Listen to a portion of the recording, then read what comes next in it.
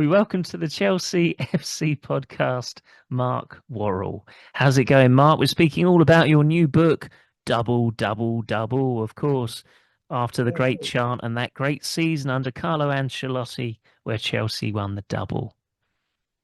yeah. I think it's a season that hasn't doesn't really get enough respect, to be honest with you. So that was kind of my thinking behind writing the book, which started out on that journey a couple of months before the sanctions on Roman Abramovich, and obviously the club turned upside down. And what was interesting, through the writing process, which was a couple of years, it was just what a completely different football club Chelsea was at that time. Just in terms of the players, the expectation, the ownership regime. I think the only constant, which is quite a nice thing, is the fact that the supporters, who are kind of the lifeblood of the club anyway, we're all still there. I mean, sadly, some people have passed on, but there's kind of always at the core of the book the supporters who just enjoy going to games and enjoy each other's company at games. Yeah, and it's kind of your diary of the season, is that right? Yeah, essentially, I've written several books that have kind of followed this theme of kind of a diary format of the whole season, and then mingling or blending into that stuff that's going on in the wider world, obviously the wider world of football, and indeed kind of the my personal life and the people that I go to games with. So it's kind of more about my stuff's more about sharing the experience of um, watching Chelsea at any given point in time, rather than just kind of a technical appreciation of matches and players' abilities, etc. So just try and make it that little bit more engaging. Yeah, sort of a match day experience as well as what's happening on the field. Yeah, definitely. I mean, I think obviously, I've been involved on a match day, on a Chelsea home match day. I'm involved with the we have obviously the CFC UK fanzine, and there's kind of a bookstore come merch store that's attributed that goes with that. But what it's become over quite a long period of time is a staging point for people who are coming to games just to drop by and either pick up a fanzine or just literally pass the time of day, chat with other like-minded souls, and especially people who travel from overseas. So that either be that on a season ticket basis, quite a few people come over from Ireland. The dedication of some of the supporters that I meet on a match day is extraordinary, really. The extra mile they go to get their fix of watching Chelsea Football Club. So I try and capture all of that in the stuff that I write, and make it kind of inclusive, so that people read it and kind of get an understanding of what Chelsea's about from a supporter's perspective, rather than a journalist account of what happened during a campaign. Yeah, no, it's a great idea. I try and do that on the podcast as well because I go to matches as well, and of course, it's very different, isn't it? It's a different feeling. It's a different perspective as a supporter compared to a journalist. Absolutely, yeah. I mean, obviously, there are some journalists who don't hide their affiliation to the football club, but quite a lot of them are neutral, and obviously, they're writing for a broader readership rather than just the kind of the true blue massive, so to speak. So yeah, a bit of neutrality has to come into play there, but that stops with me. And me, So yeah. it's kind of Completely biased. Yeah. Yeah, obviously. I mean, try and bring realism into it, but the bottom line is it's a book written by a Chelsea supporter for Chelsea supporters. So, you know, and that it's kind of over time, my stuff's kind of found a market for people who just either don't get the opportunity to go to games and want to read about what it was like being at games, or people who just want to relive the memories of what was going on at the time and the games that they actually went to. Yeah, and of course, this era when we won the double under Carlo Ancelotti, we had some strike force, didn't we? We had Malouda and Nelka and Didier Drogba. I think we scored the most number of goals at the time. Is that right in the Premier League back then? Yeah, at that time we set a record of 103 Premier League goals. I think City eclipsed that. I mean, obviously, it remains a club record. And that season, we actually, across all competitions, we scored 145 goals. Um, and as I said at the top of the show, when I started writing this book, um, we was kind of into the start of the Clear Lake Bowley regime, where we just couldn't, put the ball in the back of the net. And as I was writing the book, I remember telling people, what I was doing, and obviously I was watching the games back just to uh, get a sense of the action itself. And I mean, that team that Ancelotti fettled, because I mean, beyond Yuri Zirkov, there weren't any players of note signed for the campaign. Although there was an attempt to sign Sergio Aguero, which would have been interesting. But the quality that rippled all the way through that team that Ancelotti honed into double winners was extraordinary. I mean, they would have probably still would put the current Chelsea team to the sword in the same way they did so many teams during the course of that campaign. Definitely. They were very brutal in the best possible way, weren't they? They weren't happy with just 1 or 2 nil. They kept going. Yeah, I mean, I think certainly as momentum gathered, there are obviously Chelsea being Chelsea. There's always a couple of little wobbles along the way, um, but once the team gathered momentum, especially towards the end of the season, it was just extraordinary. It's kind of culminating in that 8-0 walloping of Wigan Athletic. Yeah, Um, I remember I that mean, one well. yeah, I mean, it was just relentless. It was a joy to watch, and it was interesting. You mentioned Florent Malouda earlier. Um, I always thought at the time, but it's easy how things are forgotten. I always thought that he, along with Mikel, were perhaps the two most underrated players and misunderstood players of that whole, kind of the Roman Abramovich stellar teams. Um, and Malouda certainly.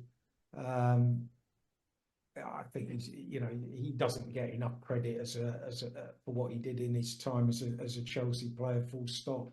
But certainly during this season, he was extraordinary. Uh, Yeah. yeah, He was yeah, definitely one of the stars of that season, wasn't he, Malouda? he was, yeah, and I mean, obviously, uh, the Drogba, um, just lit up the stage every time he played. I think, in terms of some of my favourite, or perhaps my favourite recollection, was being at the Emirates when we won 3-0, and it was the rain was absolutely sheeting down that day, and Drogba scored a couple of goals, and I was just like, there is nothing better than singing "Is there a fire drill" at some point Uh, like the Emirates when when the home crowd have had enough and just walk out with plenty of time still on the clock. Yeah, and Drogba that season was immense. But I think, you know, there was just there was quality all the way through that team, and I think when Ancelotti came in at the start of the season, um, and I was talking about this with some people at the weekend that there was a sense that in certain quarters that why have Chelsea brought Ancelotti in? You know, it's kind of um, the style of football he plays isn't what Chelsea want to play. Um, but I think, at the top of the book, I mean, I'm kind of biased because I'm half Italian, so um, I've got a vested interest and always want kind of the Italian contingent and people that come to the club to do well. But I was fully aware of what Ancelotti had achieved, both as a player and as a manager when he came to Chelsea. Um, and it was no surprise to me that he managed to harness uh, the team to do what it did. I mean, he was kind of he'd been promised that Chelsea were going to try and sign Pirlo, who was obviously world class. It was kind of at the peak of his career then, and Kaka were the two big names that Chelsea went fishing for, and then um, there was a bid to sign Sergio Aguero mid-season, which If only. well, yeah, I mean, the reason it didn't happen was Mr. Abramovich wouldn't pay Aguero's agent fee, which was believed to be quite astronomical. But we got a first-hand glimpse of because we played Atletico Madrid. Scored a hat trick, didn't he? Well, no, he didn't, but he showed his quality certainly. Um, and yeah, who knows? I mean, if Chelsea had signed Sergio Aguero, who knows uh, how things would have mapped out? But they mapped out okay in the end anyway for Yeah. Chelsea, so, as they so often did. Um, yeah, and I think talking about the kind of the European campaign, that was kind of if there was a disappointment to the season. Um, I mean, we had some fantastic away trips to. We played Apple Wells, we went to Cyprus. That was notable for what was entitled Florent Malouda's Inflatable Army, where it's a group of lads who were staying down in Ayia Napa, brought various inflatable beach toys into the ground and launched them at the away fans when sorry at the home crowd when they started getting a bit um, lippy with the Chelsea crowd. But yeah, I mean, obviously, we ran up against Jose Mourinho, who was in the process of winning the treble with Inter So, Milan. yeah. And that just proved to be an obstacle too far. Um, but I think in the context of the season, nobody really remembers, No. what happened there, or for example, the dipping out of the League Cup when we thought everybody thought we were You just on. remember the good times, really, don't you? If you've had a season like that, you don't tend to look back on the disappointments as much. Absolutely.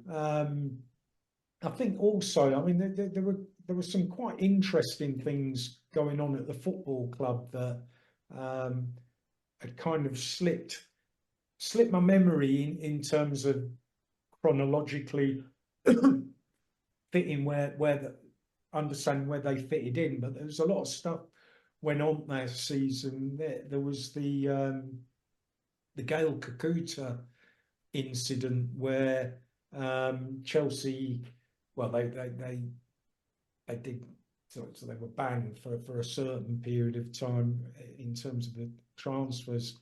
But there was kind of the fallout of that, which I don't think it's ever quite. Peter Kenyon left the football club as CEO, sort of, I think, October, November time, and there was never a declaration of why that was, but I think sort of it seemed to point towards what happened in terms of the way Kakuta had been brought to the football club. It's quite interesting. Towards the end of the book, um, there's a point where Eden Hazard, who wasn't at the football club at the time, but he was asked on John Obi Mikel's podcast who was the best player, the best talent that he ever saw at Chelsea, and he actually said Gael Kakuta. Hmm. Um, and it's interesting, for all the endeavour to bring him to the football club to nurture his talent. He had a bit of an injury, but he was definitely a Chelsea player that never quite reached the heights he was expected to do. And yeah, I mean, I think he's plying his trade in League Two in France, sort of in his early 30s now. Never really having had the career that he thought he might have done. Um, and then what else happened that season? Yeah, I mean, there was, I don't know, there's some quite sentimental stuff went on. Bobby Robson passed away as the season started, and there was a huge outpouring of love and kind of shared grief. At the start of the season, there was, minutes applause, a lot of games, England games, Chelsea games, games that you watched on TV because everything was staggered, and that kind of went on for quite a while. And Peter Barota, who'd be known to kind of the older generation who watched Chelsea in the early 80s, he passed away uh, quite young in February. So I've kind of done a kind of a little obituary um, to Petter. Uh, so it's kind of like going through the book, I kind of find little avenues, Nuggets. yeah, just to go down and just to develop stories that people might find, interesting without deviating too far off the narrative that was obviously what was going on the football pitch. With Peter Barossa, wasn't he the goalkeeper that would come outfield like the majority of the time? My dad talks about him a lot. Yeah, he used to bounce the ball off the crossbar, and yeah, he was a maverick. Real Um, character. Yeah. what's interesting, and I can't quote the stats because I can't remember them, but he actually um, during his time playing for Chelsea, right, and this is when the team wasn't in good shape, but he broke a record for the number of clean sheets in a season that had been previously set by Bonetti back in the early 60s, and was only broken by Petr Cech in the season Chelsea won the league under Mourinho. Um, so yeah, I mean, for all his Antics. eccentricities, he was an extraordinarily good goalkeeper as well.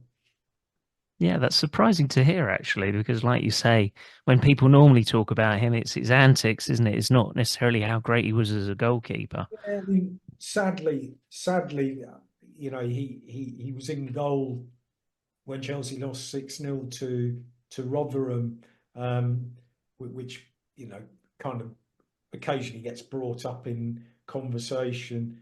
And there were kind of stories about why Chelsea conceded 6 goals that involved Petter having a bit too much of the nip whiskey that they used to have going around the dressing room on cold days. But yeah, I mean, what a personality, and it's a tragedy he passed away at the age that he did. Yeah. And of course, in that season, Ray Wilkins was Ancelotti's number two as well. I think he made a big difference. Absolutely, yeah. Having having Ray at the club again, I mean, he kind of been there when he was there when Hiddink was the caretaker manager at the towards the end of the preceding season. So he'd kind of been in the frame. I think he joined the club again because he'd been there previously when Luca Vialli um, was the manager. He was brought in when Big Phil Scolari, remember him? Yeah, that went well. Zonal marking. Yeah. Yeah, I think he came to the club then. Um, so yeah, it was that was an interesting time. But yeah, I mean, Ray Wilkins is just the ultimate club legend, and his contribution is I talk about that quite a lot during the course of the book, and it's also noted that later on, when Ancelotti, in one of his autobiographies, basically said that we wouldn't have won anything um, if had it not been for Ray Wilkins being kind of the glue that bound everything together. Um, yeah, and there's kind of a little eulogy to Ray in the book as well, kind of getting back to that. There's always a kind of a sense of time, and even though this was only 15 years ago, which is starting to feel like quite a long time ago, um, that sort of sense of time and people passing away is never too far away, and that's obviously personalities associated with the football club, be that supporters or players or managers. It's I don't know. It's kind of there's something I don't know quite cathartic about the whole football experience that there's a lot more to it than just 22 players on a pitch kicking a ball around. Um, and I think what I try and convey that in the stuff that I write, that it's kind of the whole experience and people's lives, um, and that is why in my opinion it's the greatest sport in the world, and obviously with a huge degree of bias, why Chelsea's a magnificent football club, because we're the people that make it the club that it is. And I know there's a lot of divisiveness goes on, particularly on certain social media platforms, and that's a shame. But I think that's just a reflection of what wider society. To be honest with you, I think people who genuinely love the club um, don't get too distracted by that kind of behaviour, or people who are pushing an agenda, just I don't know, out there to get likes or whatever engagement, I think is the term. Um, I mean I just think that is the way the world is now, but it's not a world I grew up with, um, and it's not I'll write about it and talk about it, but it's kind of pigeonholed where it needs to be, and that is we don't let it affect us in terms of our enjoyment of Chelsea Football Club. Definitely not. And back to Ray Wilkins, Ancelotti, and Vialli, I think they all understood the game the same way. That's what Vialli and Ray Wilkins, that's why they worked so well together, because they Yeah. understood the football the way they wanted to play it. And I imagine it was similar under Ancelotti. I think so. Yeah, I think what's really clear about Ancelotti, and obviously we've seen him go on to, he just keeps doesn't, he's the most successful manager in the history of the game. That's it. So the fact that Mr. Abramovich chose to sack him the following season, for not winning the Champions League, I mean, you have to look at that in a broader context of it. That was just what Abramovich did. Yeah. So that was kind of a Chelsea thing and not a reflection on Ancelotti. But you do wonder if he'd been given a bit more latitude, if he could have stayed there. I think what Guardiola's been at City for 9 years now.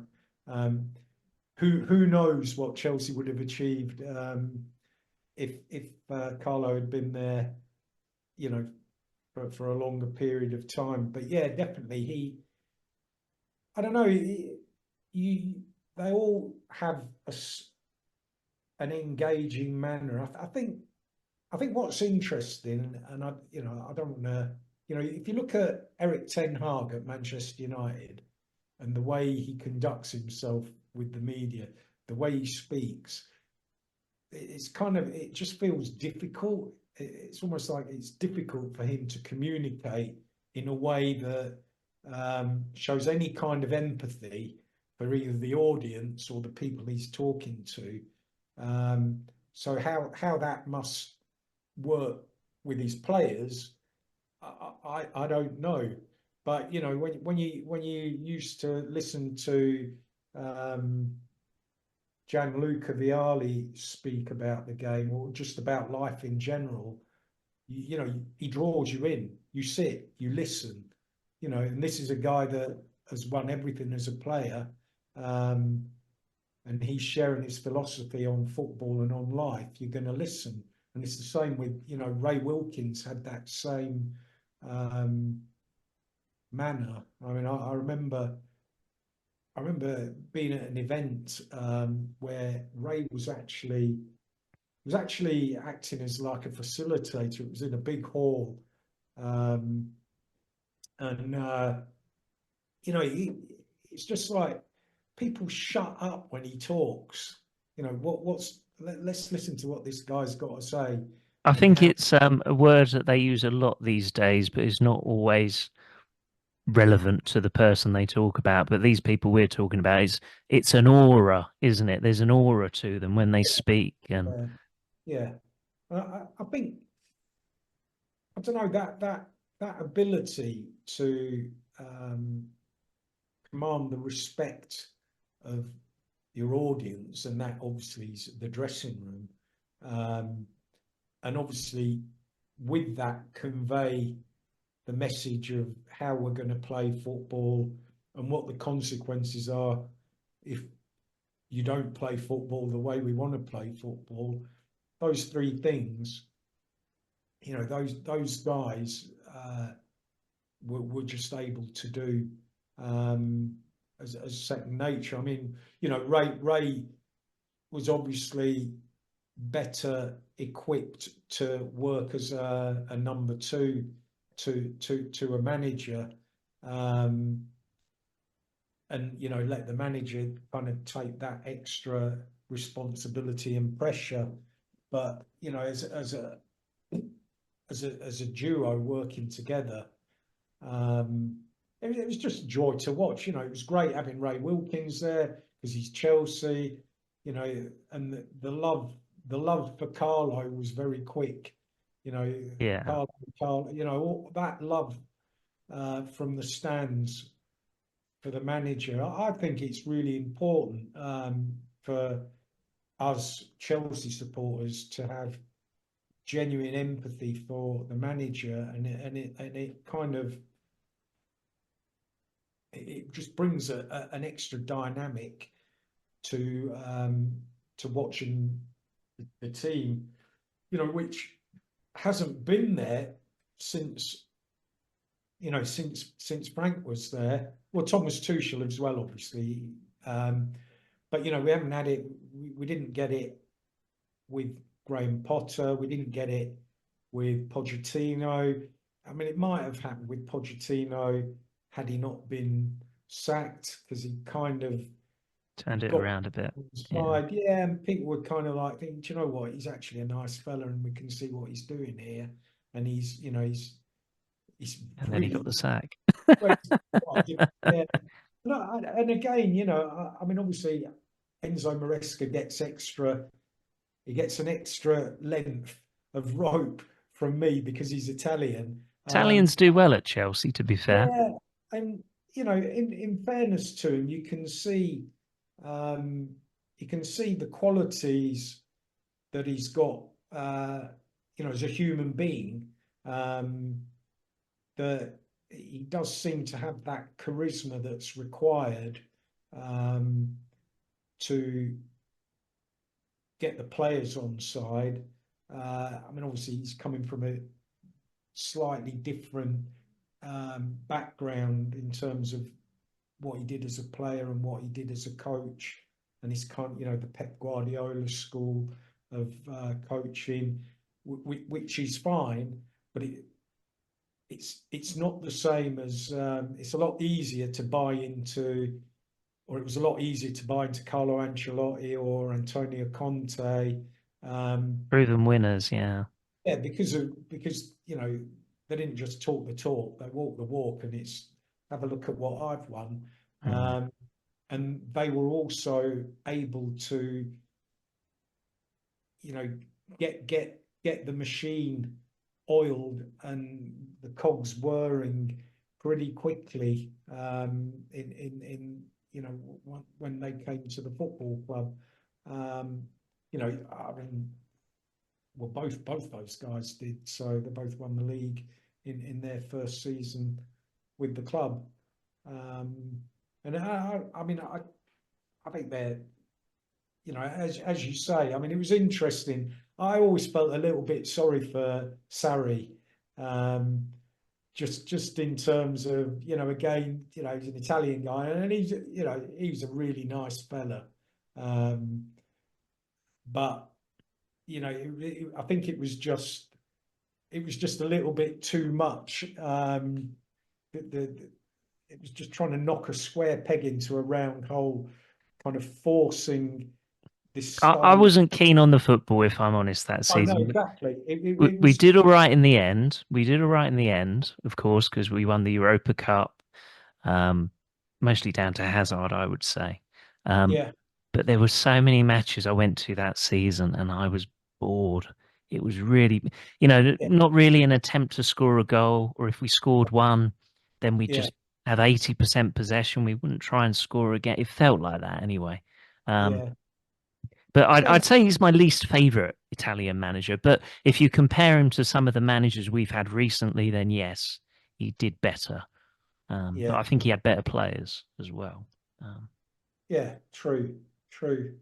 Um, yeah, I mean, I think Maresca's gone about it the right way in terms of, he's sort of jumped into this swimming pool that's got too many people trying to swim in it, and he's thrown quite a few of them out, and he's just literally decided this is the group of players I'm going to work with, and I think it's quite interesting that he's kind of got to his first 11 and his second 11, which is a decent 11, but he's got two teams there to do two different jobs, um, and so far it's kind of worked for him, and I think with Ancelotti, I mean, obviously the quality that he had in that squad that he inherited was different gravy, really, I yeah, think. yeah, absolutely, but as so often is the case, it's all about who can get a tune out of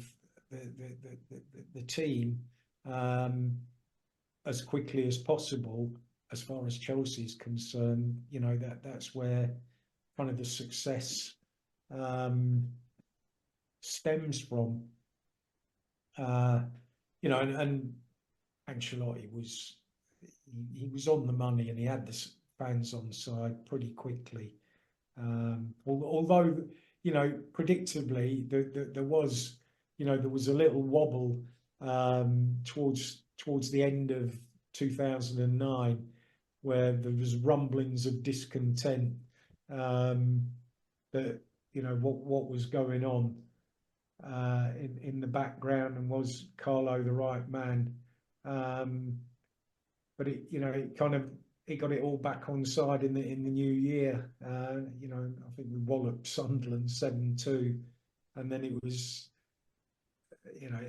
kind of like, wow, this is slightly different. Um, but yeah, it was just a really enjoyable season, I think. Looking back on it and the whole, and then culminating with winning the FA Cup at Wembley. Um, the cup run was interesting because there was the famous game with Cardiff City, which saw rioting on the streets of Southwest Six, which the like of which hasn't really been seen since. Um, but yeah, the cup run was great. It was a great way to finish the campaign, uh, and I don't know. It's unique. I think there's only 8 teams have won the league and FA Cup double in the history of the English game. Chelsea's one of them. Yeah, and that's We the only season, isn't it, that we've won the we Premier came, League and the FA Cup. We won the Premier League and the League Cup, didn't we, under Mourinho when he came back? But yeah, we came well. We came within an FA Cup final defeat to Arsenal of doing it oh, when. don't remind me of that day. That was awful. What was interesting about that was, we were odds-on favourite to beat favourites to beat Arsenal in that final, and just didn't turn up, It did was a they? beautiful summer's day, and yeah, we just didn't turn up. Do you know the only thing why I thought maybe we wouldn't win? Because everybody was so confident. Everybody thought we had won before the match. Yeah, Everybody was celebrating, really. It felt like that. It really did. I And agree. as you say, Yeah, we didn't turn up. Sorry, yeah. Mark, we've run out of time. We've only got like a minute and a half left on the Zoom, but it's Oh been lovely no. to talk to you. And make sure you grab a copy of Double, Double, Double. Where can Oh, people grab it from? well, it's on Amazon, so people can buy it. Is it worldwide? It's available worldwide as a paperback. There'll be an ebook version available after Christmas. People who go to games can come to the CFC UK. We've won it stall, as it's now called, opposite Fulham Broadway Station. So we've got copies there. So yeah, hope people enjoy it. Yeah, we'll do. Looking forward to it. Thanks, Mark. And we'll do this Good. again sometime. It's been good. Yeah, definitely. Yeah, no, thanks for having me on your show. Great.